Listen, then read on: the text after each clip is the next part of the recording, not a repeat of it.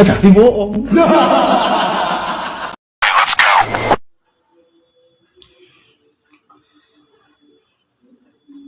Assalamualaikum warahmatullahi taala wabarakatuh. Selamat siang teman-teman semua. Saya Gibran Ramadhani, pengabdi EVOS garis keras dan juga ahli sejarah, akan menjelaskan apa yang dimaksud dengan skriptorium dan manuskrip. Manuskrip, banyak dari orang-orang yang tidak tahu apa itu manuskrip. Manuskrip adalah naskah kuno. Manuskrip itu naskah kuno ya. Naskah kuno itu apa? Naskah kuno adalah segala macam dokumen buatan tangan manusia atau tidak yang diketik secara langsung ataupun bukan diketik, ditulis secara langsung ataupun diketik seperti itu. Jadi manuskrip itu ya bisa dibilang naskah kuno, naskah yang sudah lalu, yang sudah ada sejak zaman dahulu seperti itu ya. Jadi ini saya punya contohnya. Salah satu contoh manuskrip adalah Sejarah Final M1, yang mana pada saat itu buku ini menjelaskan bagaimana tentang proses kejadian final M1 itu. Atau dari contoh lain, yaitu saya pernah baca dari bukunya Pak Hanafi. Di sana Pak Hoy, mohon maaf Pak Hoy, di sana dijelaskan tentang sejarah Rasulullah, ada juga sejarah nabi-nabi lainnya, sejarah M1 dan semacamnya seperti itu. Lalu ketika kita membahas tentang naskah kuno ataupun manuskrip ini, maka tak lepas dari yang namanya skriptorium. Nah, apa ini skriptorium? Baru kamu nanya. Skriptorium adalah tempat, ya bisa digarisbawahi, skriptorium adalah tempat penyalinan ataupun penulisan sebuah manuskrip seperti itu. Jadi ada suatu tempat yang mana tempat tersebut dijadikan tempat penyalinan atau penulisan manuskrip oleh orang-orang. Masa ya kita menulis ataupun menyalin tidak ada tempat gitu. Masa kita di jalan raya gitu kan, tidak. Jadi ada tempat, ada naungan untuk kita menulis ataupun menyalin. Nah, itulah yang dimaksud dengan skriptorium. Kalau contoh-contoh dari skriptorium mungkin di Indonesia sudah banyak, seperti kalau di desa-desa mungkin itu langgar ataupun pesantren seperti itu. Nah, hal inilah yang dinamakan dengan manuskrip, skriptorium, mohon maaf ya Allah.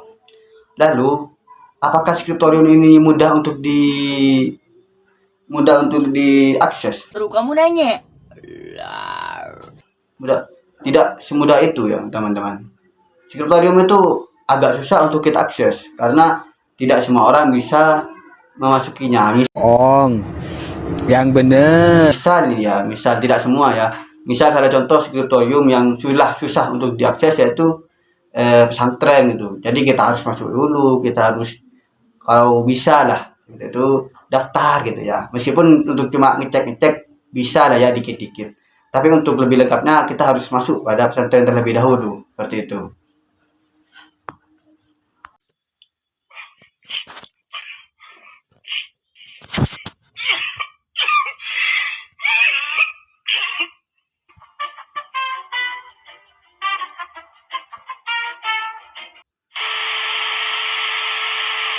Assalamualaikum warahmatullahi taala wabarakatuh.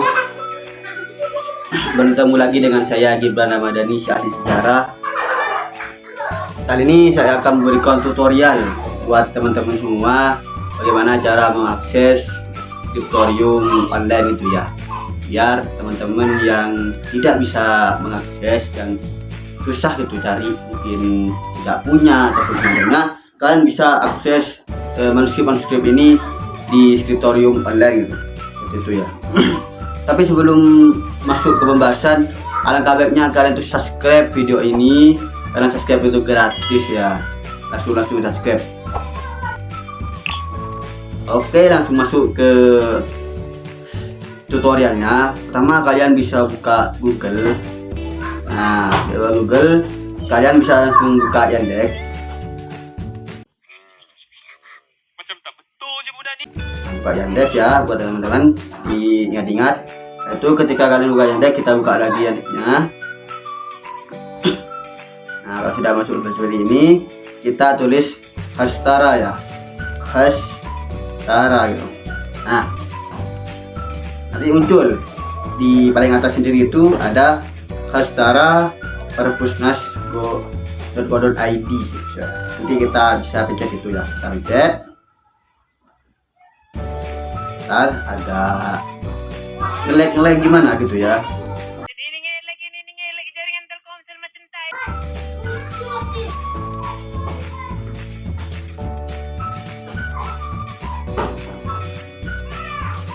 Nah, kalau sudah muncul tampilan seperti ini, kita lihat di dalam layar itu ada beberapa kategori yang paling sering dicari, yaitu seperti naskah kuno, buku langka, ada foto, gambar, dan sumber lainnya. Juga ketika scroll ke bawah itu ada banyak koleksi-koleksinya.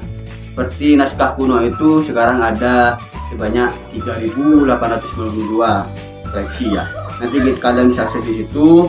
Itu juga banyak ada majalah atau surat kabar langka dan juga banyak di bawahnya. Tapi karena sekarang kita ini ingin membahas tentang skriptorium, kita akses yang naskah kuno. Lalu lanjut kita pencet yang naskah kuno ya. Ya, sabar. Nah, sudah masuk ya. Itu kan sudah banyak tulisannya, tampilan-tampilan dari naskah kuno ya, atau manuskrip gitu bahasa gaulnya. Coba kita cari ya teman-teman ya. Misal judulnya, kalau dibicara tuh ada judul juga ada satu. Nah, kita cari ya. Judulnya itu misal cerita Nabi gitu ya. Cerita Nabi, kita coba cari cerita Nabi. Bentar ya, agak nge-lag.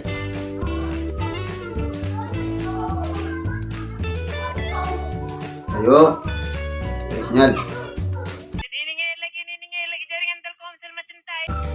Sabar, agak nge-lag.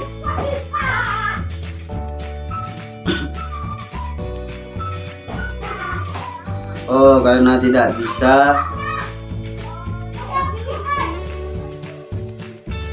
Oh, di sini ya kayaknya. Cerita Nabi. Saya juga kurang paham.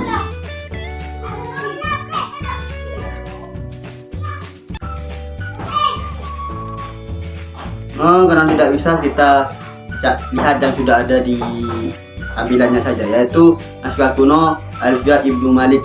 Kita coba buka di situ. Kita pencet yang Alfiah Ibnu Malik. Bentar, agak nge-lag ya. Nah, di situ nanti ada tulisan Alfiah Ibnu Malik koleksi Pondok Pesantren Al Akhyar. Itu juga ada katalog ID-nya 15.400.000, dan juga bibitnya ada naskah kuno itu. Terus di sini juga ada jenis bahan naskah kuno, ada pengarangnya ditemukan ya, muridnya juga ditemukan. Deskripsi fisik ya, itu ada 80 halaman 34x20 kali 0, cm ya teman-teman. Nah, coba kita lihat di sini ada PDF-nya ya. Kita coba lihat PDF-nya.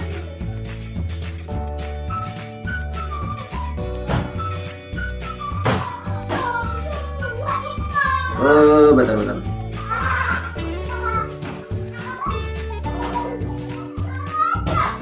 Bentar ya teman-teman ya. Kok nggak bisa ini.